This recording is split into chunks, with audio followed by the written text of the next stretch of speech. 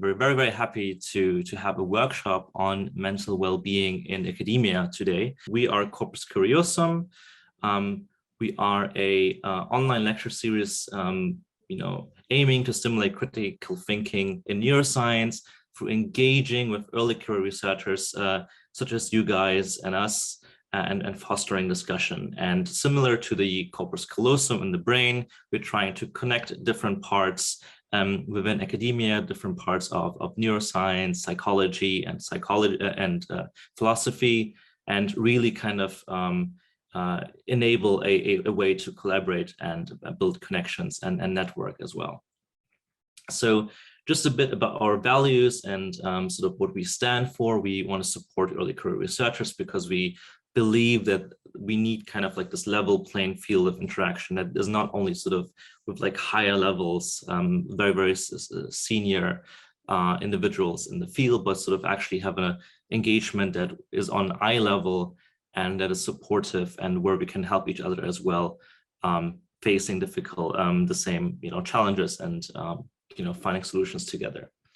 We're embracing diversity. So we know that science is dominated by sort of countries of the global north. It's mostly male dominated as well, and these are things we're trying to address through like a variety of speakers, but also through sort of hoping to engage with a lot of different people from across the world, which you'll see in a second how diverse actually our audience is today as well.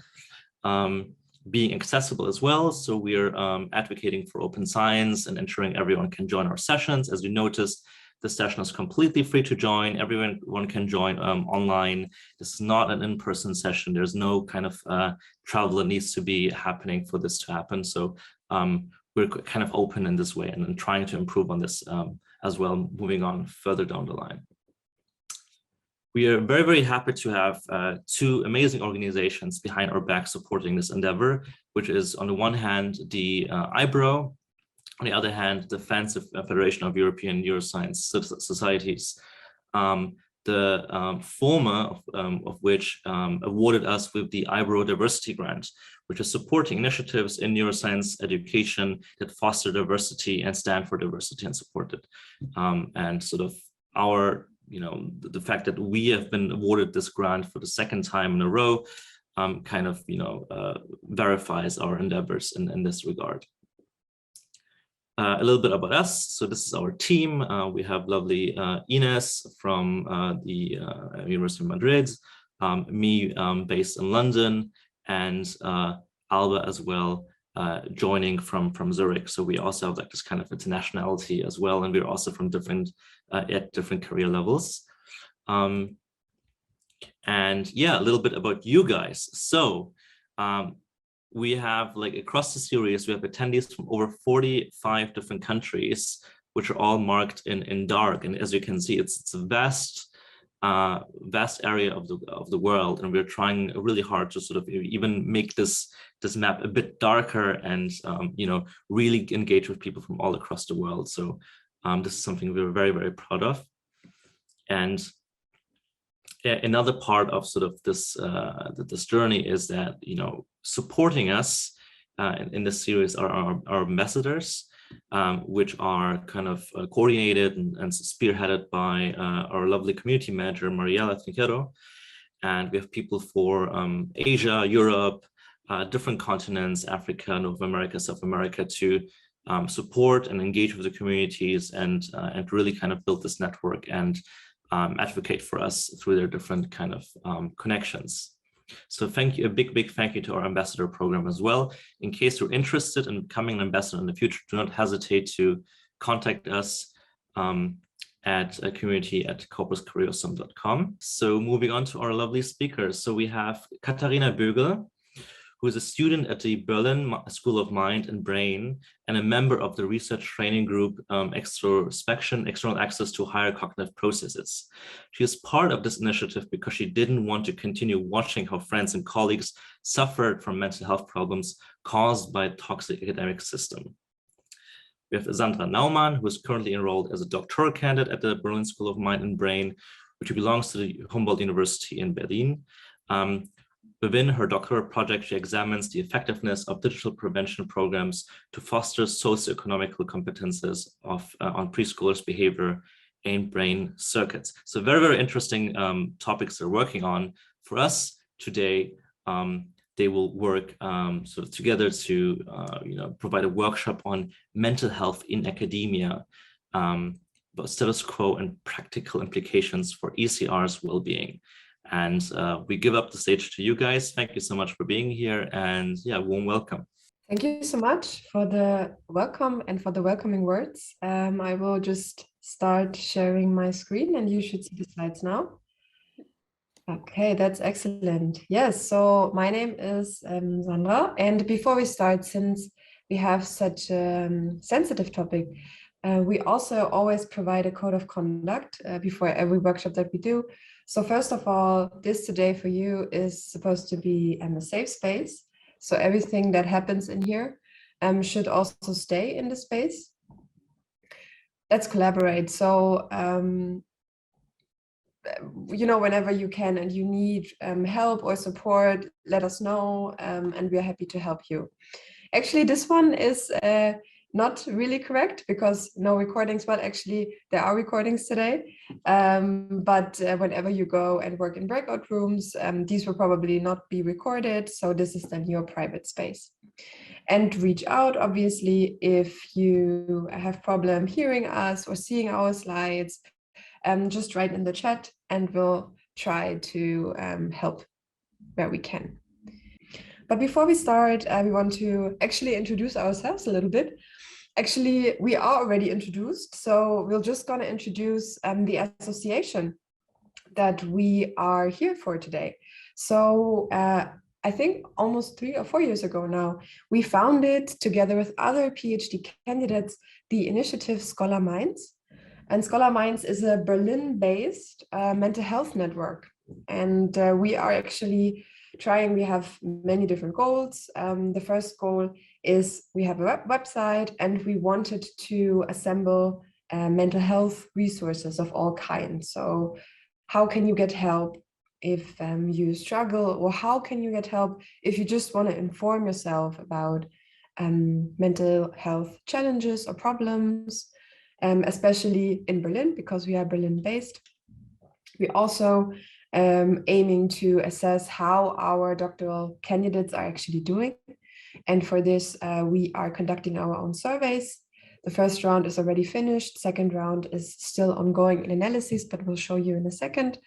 And the last thing, and this is why, well, we are actually here today, is that we are presenting information on mental health in early career researchers in academia, provide resources and create awareness for the topic, because now more than ever, it is very important to talk about it. And now Kati will walk you through our first part, the status quo of academia and mental health. Thanks, Sandra. So I mean, we're all scientists, so maybe some of you already know this data or the different different insights I will show you now, but maybe to some of you these are new. So nowadays, mental health in academia is actually, many people say like, yeah, but obviously we know that there is a need or there's a problem, but back in 2019 and 18 when we started, it was not that much aware. And I think there are especially 2 papers that actually really raised the concern. And this is one, actually, it's a huge Nature survey from 2019 with more than 6,000 graduate students. And there the authors could show that more than a third of the respondents have sought help for anxiety or depression caused by their PhD studies. And the next paper I want to show you, the next study, is from Teresa Evans and colleagues. I think it's from 2018. And there they phrased this term, the mental health crisis in graduate education, or the mental health crisis in academia. And I think what's most important there is that I think they also have more than 2,000 respondents. If you look at the levels of anxiety or depression, if you just compare this to the general population, these numbers are up to 6 times higher than in the general population. And if you look at the work-life balance, a lot of people would say that it's really an unhealthy work-life balance they experience, especially here the people that suffer from anxiety or depression. So apparently there is a relation between work and life and mental disorder in academia. There, in 2020, the Wellcome Trust did a huge survey, also again with more than 4,000 respondents. And there, I think that was what also motivates us, is the respondents were asked if they would like to have some help, and 19% said no, they don't have any help at the moment, but they would have liked to receive help. And this is what also motivates us to destigmatize this topic, but also to provide or to foster like a peer-to-peer approach, that we talk about these things, and we as clinical psychologists also to give you some insights of like little tools that might help you in the academic journey. And based on that, we thought, okay, what can we do? So we researchers ourselves, so we did our own study. We planned the study in 2019, then a pandemic hit, and then we were like, okay, let's see what is the effect of the COVID-19 pandemic on the mental health and satisfaction in early career researchers. And there we want to just shortly present you some of the data that we conducted and analyzed. So the first one, we asked if our respondents thought that their mental health problems were related to their PhD. And here we see that almost 50% said, okay, yeah, at least partially. I think what's even more important is that only 16% said, I don't have any mental health problems at all. I mean, obviously that was in January 2021. So that was like high season of pandemic, at least here in Berlin. But nevertheless, I think it's like a very severe picture we see here. We also asked if respondents would be interested in receiving psychological support. And here we see that taken together, almost or 80% would say, yes, I would like it, or I already have some help, or I would like it at least in the future. So apparently we need to talk about this more, to have more events like today, to provide some support for early career researchers. And how was the overall satisfaction with the PhD training before and after the pandemic? We could see that from the change from rather satisfied to rather dissatisfied.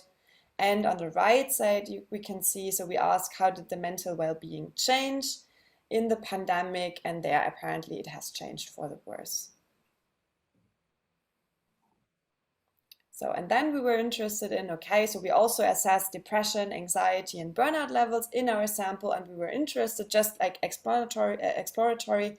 So what is related to the levels of depression, anxiety, and burnout? And there we could see that the biggest predictor in our models was just the overall satisfaction with the PhD. So I think you can interpret that in two ways. You can either say people that are very satisfied have lower levels of depression, anxiety, and burnout, or you can see it the other way around. People with higher levels of depression, anxiety, and burnout are less satisfied, obviously, with their overall situation in the PhD training phase. So, and this is also, where we thought, it's okay, thanks. This is also where we thought, okay, but why are people not satisfied? I mean, is it just the working conditions, or might it also be related to the expectation of the training? So maybe it's that people just think, okay, actually working in academia is something else. So we also asked, was the overall experience of the PhD training the way the respondents imagined it to be? And here we see that more than 60% said, no, it's actually worse. I expected it to be different. I expected it to be, I don't know, very intrinsically motivating. I expected it to be fun. I expected to have a lot of great science discussions. But in the end, it's mainly fixing, I don't know, my printer. It's mainly writing emails to get money, I don't know, to get reimbursement. So, and this is, where we try to be very open and to have this peer-to-peer approach so that we can exchange with each other So what's going on in the training, and also especially target new ECRs at the beginning of the academic phase so that they can just prepare for what is ahead. Okay. Here we have like a more reference for students in general, but we also think that this is important because we also would say that students are some early career researchers. And there we were actually shocked when we look at the numbers, is that 30% of students drop out of their studies because they do not feel up to meet the requirements. And 42% complain of severe psychological problems. That was published in 2020, but the data was collected before the pandemic, so in 2019. So apparently there is something specific to this whole academic world, which really, I don't know, challenges us a lot. We actually now picked or handpicked for you some things that we typically do in our so-called PhD toolkit, where we show some tools and some insights on what we think is helpful in a PhD, because we are also in a PhD ourselves. So just a quick overview. We're going to start with mindset. So basically, where is your head at? What is your current mindset? Then secondly, we're going to think about habits for a little bit. So looking at your routines, what do you do already to stick to maybe a work routine? What do others do? And how can you eventually improve? The third point will be procrastinate. So we're going to talk about what is procrastination and how can we actually not procrastinate, or can we even not procrastinate? And the fourth point, also a very popular one, is talking a little bit about imposter feelings and how your personal imposter looks like. So I'm going to go into the first one, which is the mindset part. And within this part, we first of all want to give you a little bit of a theoretical input. So when we think about where's our mindset or head at, one way to look at it is to think about either a growth or a fixed mindset. If you are in a fixed mindset, you are actually constrained by beliefs and thoughts. You actually think that every person has a fixed set of traits and characteristics, and there is nothing you can change about it. For example, I don't know if this was told to you, for example, in childhood, you know, this person is very smart, and that's why he or she can do it.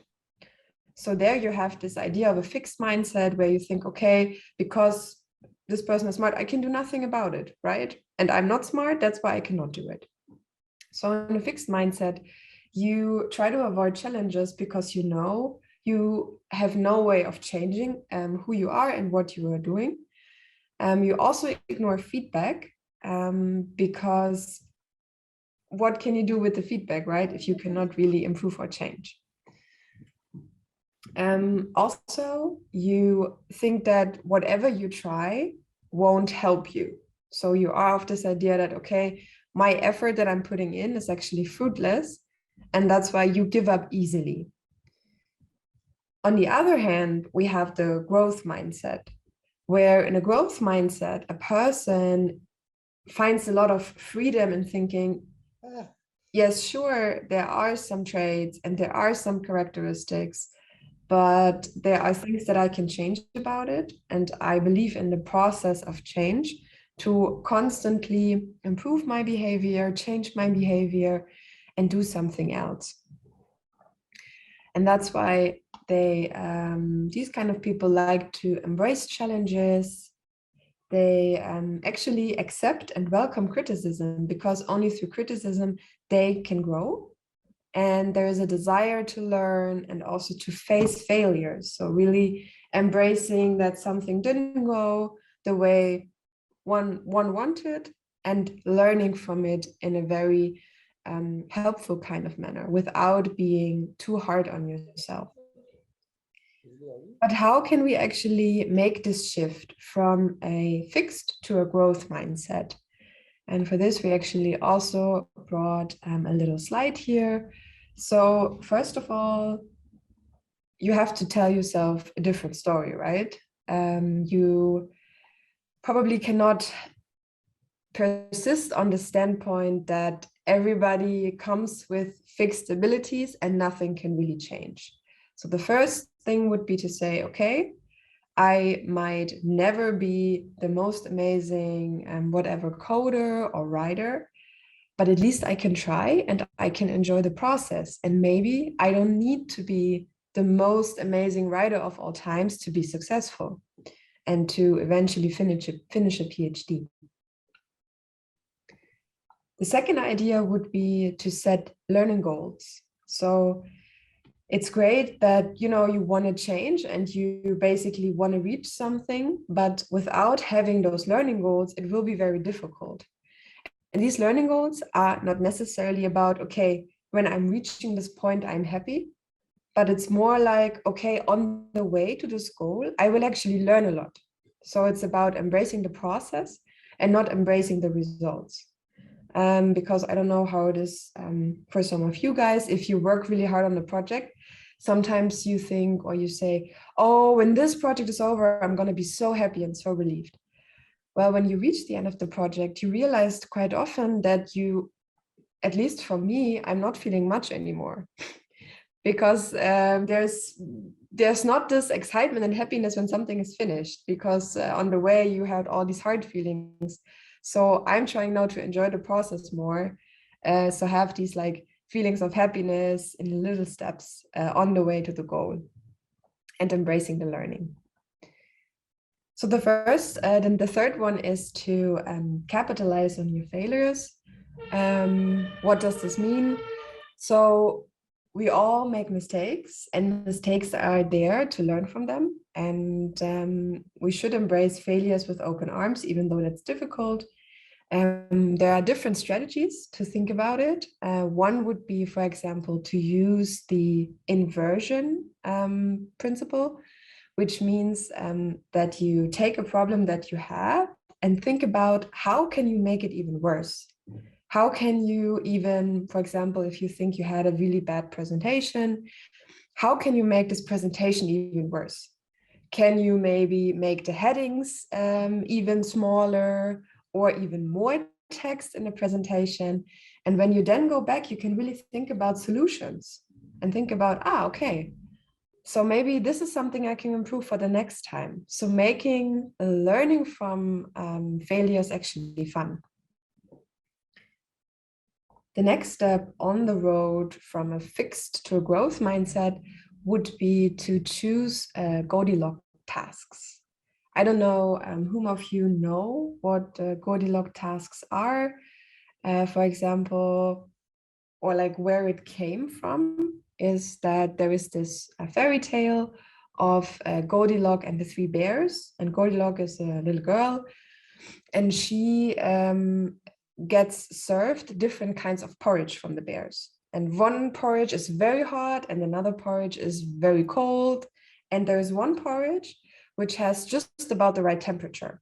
And this is the one that she chooses in the end, because this is just about right. And this is what Goldilocks tasks are about.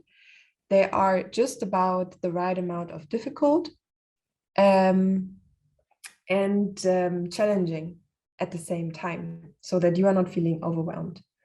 For example, if you need to do some programming, if you start on day one and expect that you can already code a very difficult model or do Bayesian statistics on the first day, this might not be a Goldilocks task because it's just way too difficult. Whereas if you go on the first day learning, for example, R or Python, you could just go and say, okay, today I'm actually installing the program and I'm doing a first tutorial. So this is really to help you grow. And obviously these tasks will also change over time and become maybe more challenging as your knowledge also grows. And the last one is be consistent and flexible. This might be in a contradiction in itself, but on the one side, being consistent means that whenever you have a failure, try to be the same amount of objective about it as you are with any failure you have. And being flexible means that every failure, for example, or every learning opportunity will be very different. So what works in one project might not work in another project. And then this is also what's important for this workshop is we are today showing you different tools, but it might not work for you, this one tool, or one tool might very well work for you. So this is really individual. So just try to keep an open mind, and it's totally fine if not everything clicks for you. Okay, I'm gonna hand over to Kati now. Yeah, I think I would go on now with the next part. Yeah, and this is a little story, so I hope it's okay that I'm reading you a story. Maybe some of you know it. It's a story about an elephant, and it will just bring us to the next topic. So, the story is, when I was a little kid, I was completely fascinated by the circus, and I liked the animals the most. I especially loved the elephant. During the performance, the huge animal showed off its enormous weight, its impressive size, and its power. But after the performance, and also in the time shortly before its appearance, the elephant always remained chained at the foot to a small peg. The peg, however, was nothing more than a tiny piece of wood that was barely a few centimeters deep in the ground. And although the chain was powerful and heavy, I had no doubt that an animal that had the strength to uproot a tree could easily free itself from such a peg and escape. So, what is holding it back? Why doesn't the elephant get up and run away? A few years ago, I found out that, fortunately for me, someone had already been wise enough to find the answer to this question. The circus elephant does not escape because it has been chained to such a peg since early childhood. I closed my eyes and imagined the defenseless, newborn elephant on the peg. I was sure that at that moment he was pushing and pulling and sweating and trying to free himself. And despite all his efforts, he didn't succeed because that peg is too firmly stuck in the ground.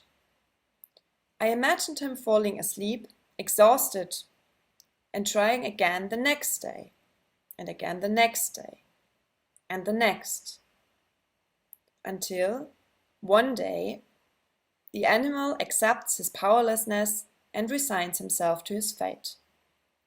So this huge, powerful elephant that we know from the circus does not escape because the poor thing believes that he cannot.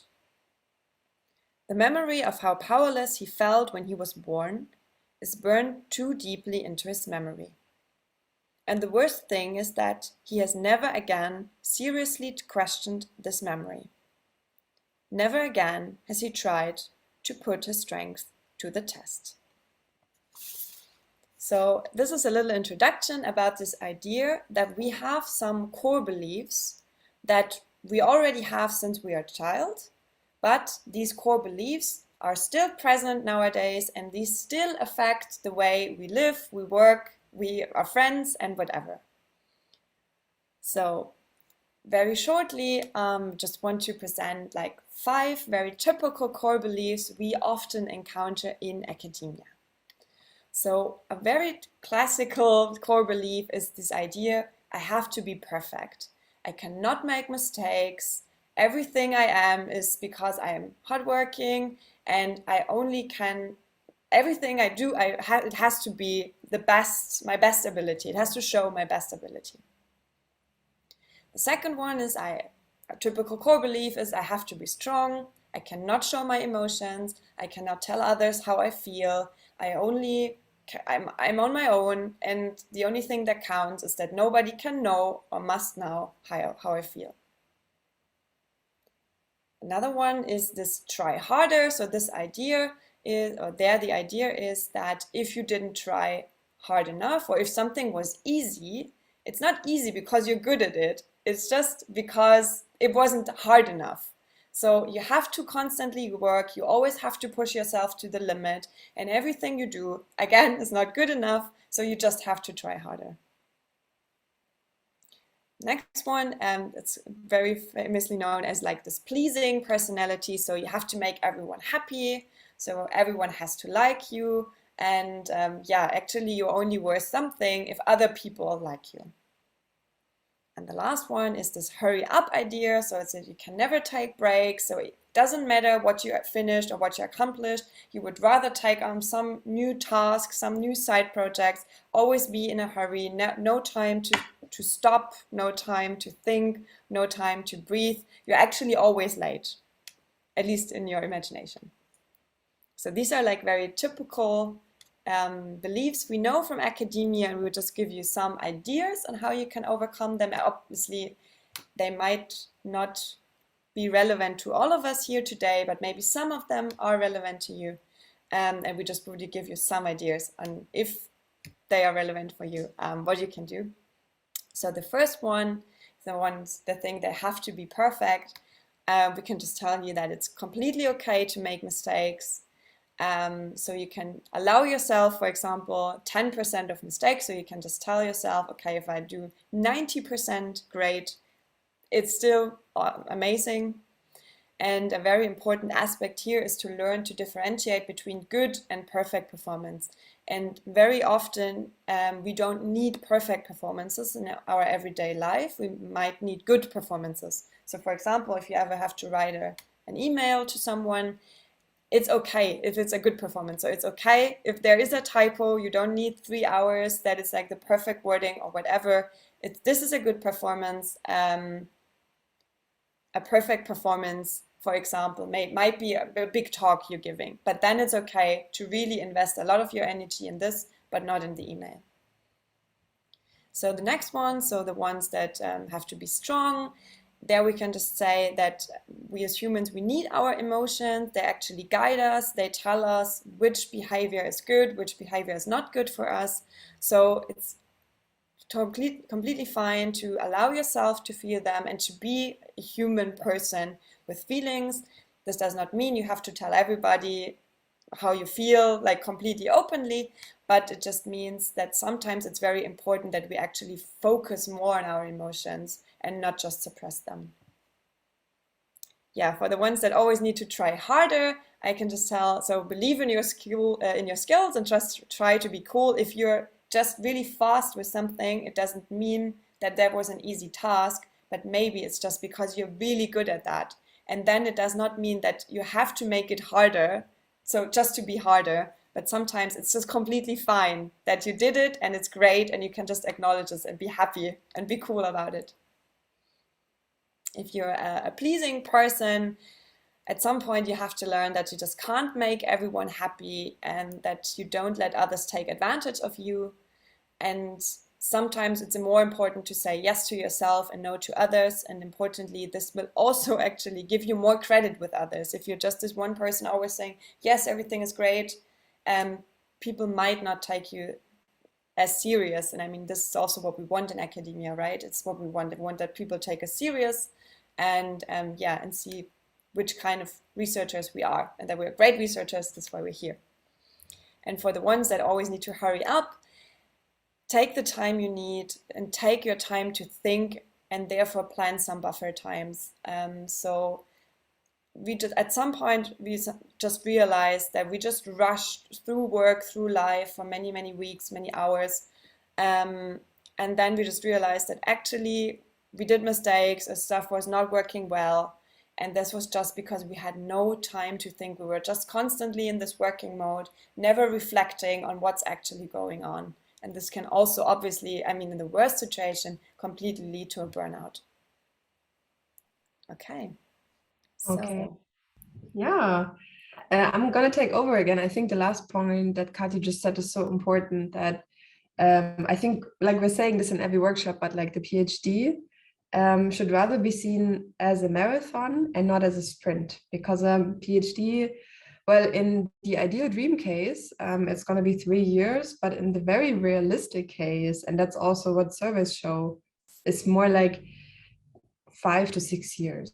And it's very tough to stay motivated over such a long period of time if every day you are sprinting and you are running very fast. So seeing it as something that happens over time, over the period of 6 years, can really help also relieve some stress. Speaking about relieving stress, we would now go into the habit phase. First of all, we want to start with showing you some ideas about working styles, because especially in the last years and because of the COVID pandemic, more and more times we stayed at home and we were forced to actually be home.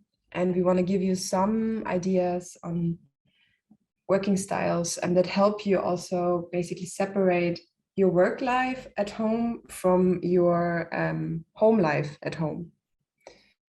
And the first thing is actually, and this obviously also applies to when you now go back to offices, is that you switch to your work mode and that you find for yourself fixed start and end rituals. So I think this popular walking around the block before you start working, and also ending the day with around house walk, can already help you to get into the mood and get out of the mood to work. The second one, or the second idea that we bring here, is that you have undisturbed working hours. I think if you know for yourself, okay, I need to get something done, you can think about, okay, how much hours do I need? And then really in these hours that you dedicate to one project, also only leave it to one project, right? Turn off your email, your phone, and whatever helps you to not be distracted. The third one would be routines and creating habits. And that's what we're going to talk about in a minute. So I'm not going to spend so much time here. Also exchange with others. So I think a lot of the misconception, especially in the beginning of a PhD or when you start your studies, is that you think you are the only one who has this specific problem. And you are the only one who can also solve this problem. But in reality, there are many people out there with the same problem who had to overcome the same hurdle. And being in contact with others can really help you overcome and ease through problems that you were thinking were so big. Another very important point is to take breaks and exercise,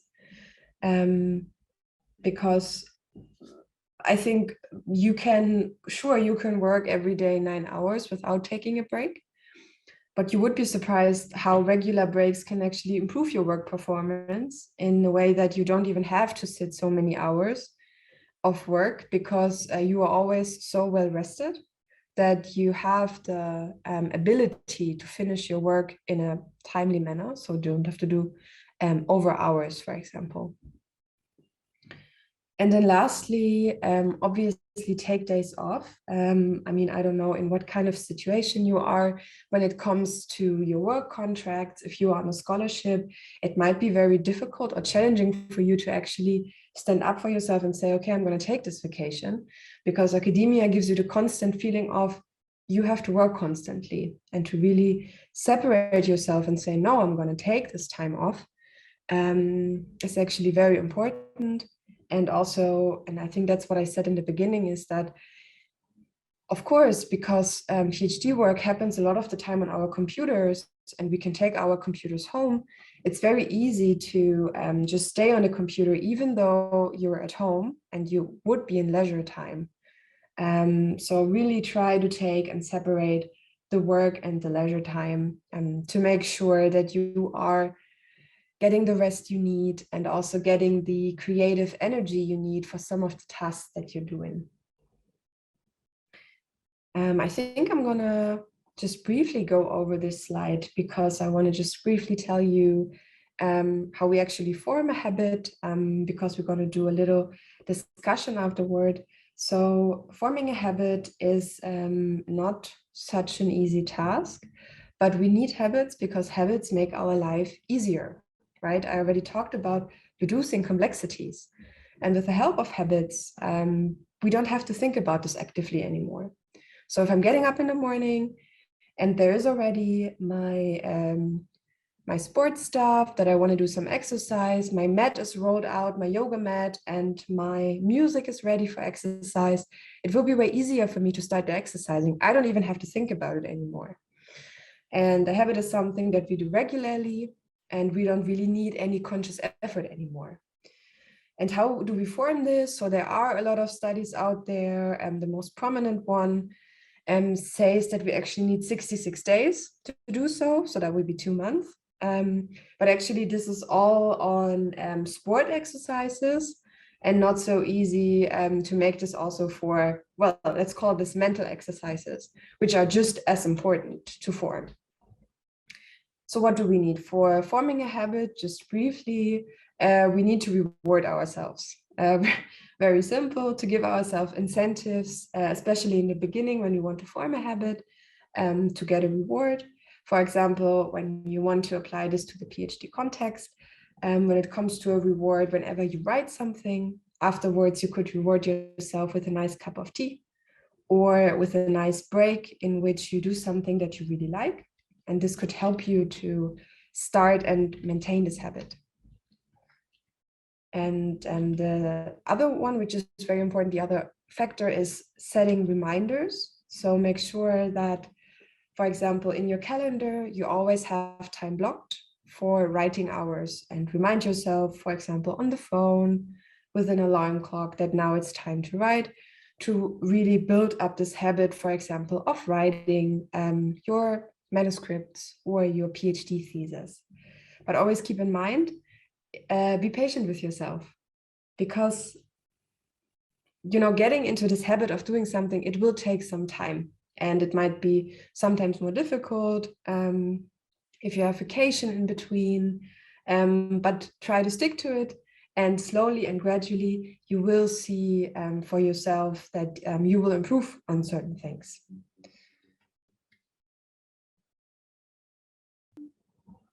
So there are many tools to help you maintain and create habits. And here are just 2 tools. One of them is basically that you work without interruption. This would be the one on the left. And when you achieve this, you can actually plant and grow your trees. And on the right side is an application called Habitica for everyone who is still a heavy gamer, who likes, I don't know, Nintendo or PlayStation. You can create avatars, and then when you achieve tasks, you can tick them off. And then your avatars actually get some superpowers and some nice tools and gadgets. So I can really recommend this one. Okay, I'm gonna hand over to Kati again. Okay, now we're coming to the last 2 parts of the session. And yeah, I will read some statements to now. You don't have to raise your hand, you can just raise your mental hand. So you just think if this sentence is true for me, then keep it in mind.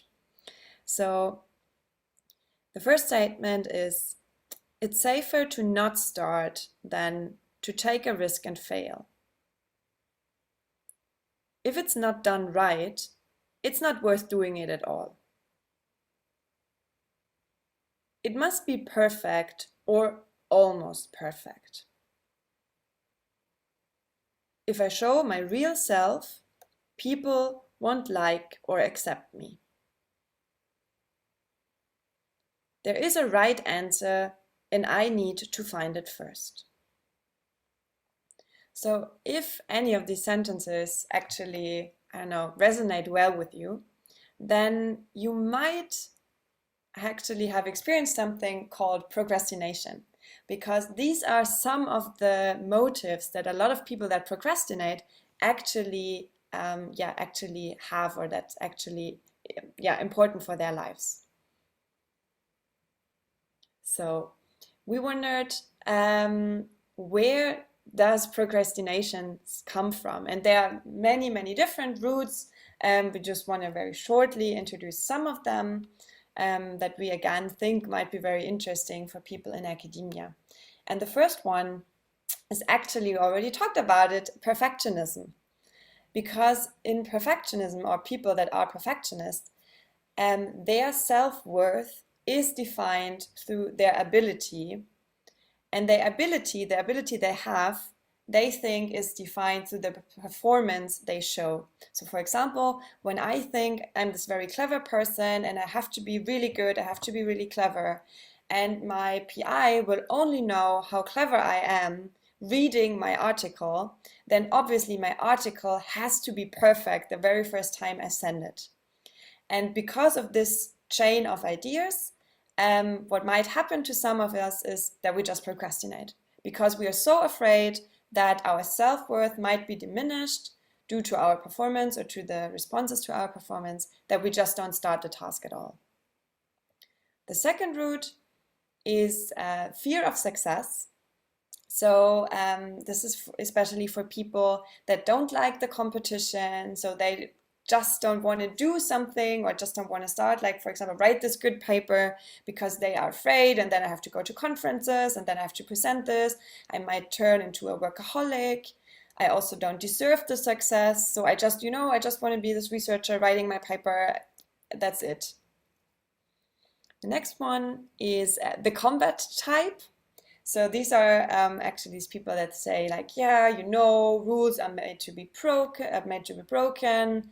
I want to beat the clock. I want to be this autonomous person and not some, I don't know, stupid conference telling me I have to hand in my application directly at midnight. So I don't care. I will just hand in everything 2 minutes later or maybe 2 days later and write a very pissed email because what the hell, this is my life and I don't want any system to tell me how I have to work. And the last, not the last one, the last complete one is a subjective and objective time. And I don't know if you know people that procrastinate like really severely. They have these problems of combining subjective and objective timing. So then there are these sentences or statements like, yeah, I just write this paper in 2 days, or this little task, this little bug fix, it will only take 5 minutes. And everybody just knows it will not be done in 5 minutes. It needs at least 2 days or whatever. But this person is really, really convinced it will only take 5 minutes. And the last one, this is like a broader category, but just 2 things I would like to mention is it might be a family theme. So you might come from a family where a lot of people procrastinate, or a lot of people are not that really strict with time frames, or I think that's maybe even more common, it's the exact other way around. So you might come from a family that is very strict and very punctual, and this is was kind of your way to form your own identity. So this procrastinator identity, to not be the person who is always on time, and maybe already in school being the one who always handed in, I don't know, tests very late or actually 2 days after the deadline. And it just became a part of your identity. And like with the core beliefs, at some point you just never question that. And you just, I'm just a kind of person that's always late, or I'm just this kind of person who always needs an extension to deadlines. And obviously, if this is becoming part of your personality or identity, then you might not even start trying to work against it, because it's just this type of person you are. So, going into the literature, there are mostly 4 aspects one can work on if one wants to overcome procrastination. The first one is related to if a task is really aversive. So for example, we have to really start writing this paper, and I really don't like writing this paper, so I have this really aversive task. The second aspect is if I have difficulties in my self-regulation. So I have problems concentrating, or I think someone wrote, then I have to do this important task in the afternoon, but in the afternoon I'm super tired because I have this very exhausting day. The third one is I have a low confidence in my ability to succeed. So I have like this, maybe going even a step earlier. So I've just started my PhD and now I have to solve this huge problem, and I just don't know how to do it. It's like I don't know if I'm capable of doing it. And the last one would be also, for example, in academia, the goal is just too far away. If you start your PhD, you will get the title 3, 4, 5, 6 years from now. If you're a postdoc, you want to become a professor, this will also take 5, 6, 10 years. So everything you do on your daily basis, you do for something in the very far away future. And this obviously can start your procrastination because it's just not, there is no direct reinforcement. So if a task is really aversive, I give my time 5 minutes, I expect the process to be difficult. And if I then really, really don't want it, it's also okay because I know it's a difficult task. But in general, my expectation is completely different. If I know it's a difficult task, it's also, again, it's this growth mindset. I know there will be problems. Very importantly, find a buddy or ask for help. You're not alone. I think that's something we sometimes forget in academia, is that because we work alone so many times, but we are not alone. There are other people, there is the internet. There are others we can help. And maybe make public commitments. So tell your PI, tell your friends, okay, I want to have this paper done in 2 weeks. This is the deadline, really. So this is a public commitment. We didn't talk much about this. So the difficulties in self-regulation. So if you just be like, no, I'm just too aroused, I just can't sit still. Mindfulness, that's a huge field, but it really helps you to concentrate again, to focus on the task, also to accept maybe failures or difficulties. Also physical exercise, so when you are this person with a lot of energy, and this think like a waiter analogy. So this is this idea, there might be this little task that you always procrastinate, but just do them on the side, right? So I don't know, writing this one email, okay, fuck it, I just do it in between 2 meetings. Just get it done. If you have low confidence in your ability to succeed, we already saw it from Marie, so have different tiny steps, have SMART goals, so this this acronym for specific, measurable, attractive, relevant, and time-bound, and define yourself a minimal acceptable goal, because very often, if we think about writing this paper, we think about how a Nature paper is written. And then obviously this is the standard we have in our head, even though we know we won't publish in Nature or Science. So then think about, okay, what's the minimal acceptable goal? Where do I want to go? And what do I need to actually work or to present in order to get this minimal acceptable goal? And last but not least, if the goal is too far away, which I think is a huge problem in academia, that very often our goals are too far away, is work in the short intervals, so this really tiny steps, and reward yourself frequently. It's really because nobody else will do. So you have to reward yourself and remind yourself of your values, which is also a reward, right? So if you are in academia, there are many great aspects why we chose this path. So then maybe sometimes you will be sitting there and it will not be working, or it will, I don't know, be difficult, but nevertheless, it's also the reason why we chose this path, because we like the challenge and we like we have the scientific curiosity. So this is more internal reward than an external reward. Okay. Thank you, Kati. I'm actually wondering, while looking at the time, should we actually give more room to questions, or should we still talk a little bit about the imposter feelings? What's the general feeling of the group? It's fine. If you write imposter in the chat, I know I talk about imposter.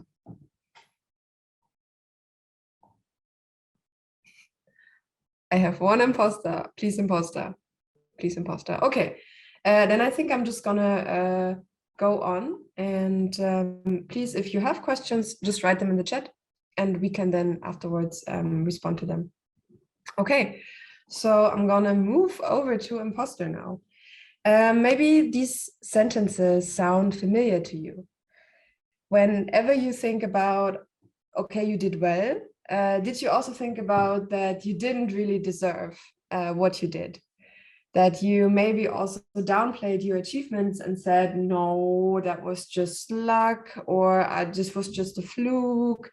this next time it's not going to be this great. And if these feelings or if these ideas are familiar to you, then these actually are imposter feelings. And we try now actually to not call it the imposter syndrome anymore, because imposter syndrome would say that we have this in academia and it's every individual's fault.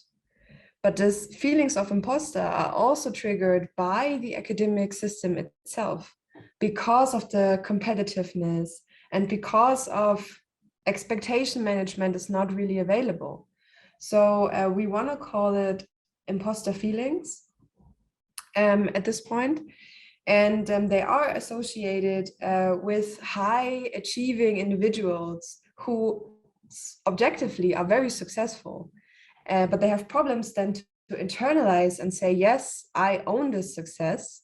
And there's a constant fear of, oh my God, someone will find out that I am an imposter, I am a failure, everybody will see my mistakes. And this is then this like idea of imposter feelings. But rest assured, I think everybody who's here, I can speak for and say, you are successful and you are great because you have gotten your degrees, you are most probably in very successful PhD programs. So please also use this moment to tap yourself on the shoulder and be very proud of your achievements. And so that you can do this more often in the future, we brought for you some ideas on how you can actually, next time you find your imposter feelings, do something against them. And the first thing, so these are steps from a paper from Aleo et al. In 2020. And what the authors actually recommend is a 5-step process called the 5 R's. The first one is called recognize it. So that actually means thinking about, okay, what is actually prompting these feelings right now? For example, let's say you have to give a talk and you are on the verge of getting onto the first step of the podium to give your talk, and you're like, oh no, this is going to be really bad. I'm going to make so many mistakes and they will see that my data has so many mistakes and it's going to be a disaster. So this would be a good moment to recognize and say, wait a moment, who is talking to me right now? And is this really a helpful voice that is talking to me? And this is where we get into the second R, which is be rational. And this rational means that you in your head have a list prepared that tells you very objectively all the successes you have.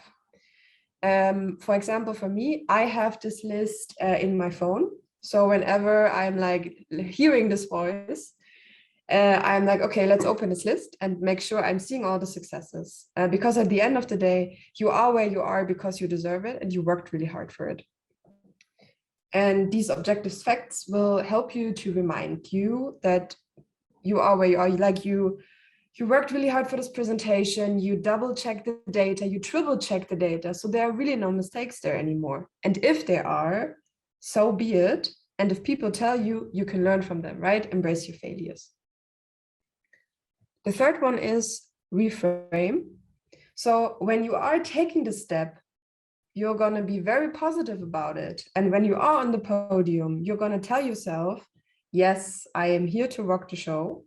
I'm going to give an amazing presentation. And afterwards, I will have all the answers to the questions. And even though if I don't have the answers, it's fine because I'm still learning. I think that's something we very often forget in our PhDs. That's a PhD training. It's not something where we come into the PhD training and we have to be perfect and know everything. We are still learning, and that's totally fine. And then you get into the ready stage where you give your presentation with full confidence and you really enjoy what you're doing and you let go of these negative feelings. And so the last step is repeat. And what that actually means is that feelings of imposter will not let go when you have finished your PhD, not let go when you do maybe your first or second postdoc, because this feeling of being not good enough is something that will be accompany you throughout your life. And that's why repeat means be ready and always repeat the steps whenever you get into a situation where you feel that your imposter feelings are taking over. So now finishing this little workshop or our little talk is now on the topic when is the time to get help. So, and we can't say there is like this certain amount of worries or thoughts or whatever where then we say, okay, if it's like this, then you definitely have to see a therapist, because it totally depends on you and on your environment. So most of the clinical disorders are defined or diagnosed with this component of suffering, so that either you or your environment suffers, and about restrictions, so meaning that something changed from in a certain time frame. So for example, if you're a very introverted person, meeting 2 people a week might be completely fine for you. If you're a very extroverted person, you might have met, I don't know, 10 different people a week, per week. And then during the course of your studies, you realize, actually, if I meet 1 friend a week, this is already too much. And then you might realize that you have this restriction in your personal life. And this could be an indicator where you just say, okay, this is too much. Maybe I will need some help. And this can be related to your personal life, to your work life, to relationships, whatever. So we just want to encourage you to, I don't know, to look at you, to look after you, and to see how your behavior changes throughout this journey in academia. Because what mostly happens is that the things that are good to us is the things we stop first. So doing sports, meeting friends, doing our hobbies, because we really want to be productive, we want to be good researchers, we want to be very, successful in our environment. And this is actually very bad, because obviously it's these other things that keep us motivated, that keep us going, and that help us to not develop depression and anxiety. So, and with that, that's so what we want you maybe to have taken, or as a take-home message, our learnings is that your mind is the most crucial companion in the academic journey. So think about this growth mindset, think about the core beliefs, think about your own imposter. Use habits because they are important to increase the productivity and the well-being. If I just have my running shoes there in the morning, I might do it. If I don't know, just stop at 6 every day, I might have time for a healthy work-life balance. And regarding procrastination, if we understand where our procrastination comes from, we can actually use habits and other tools like mindfulness to overcome it and to not suffer writing our papers. So thank you so much. If you have any questions, feel free to ask them now or to shoot us an email.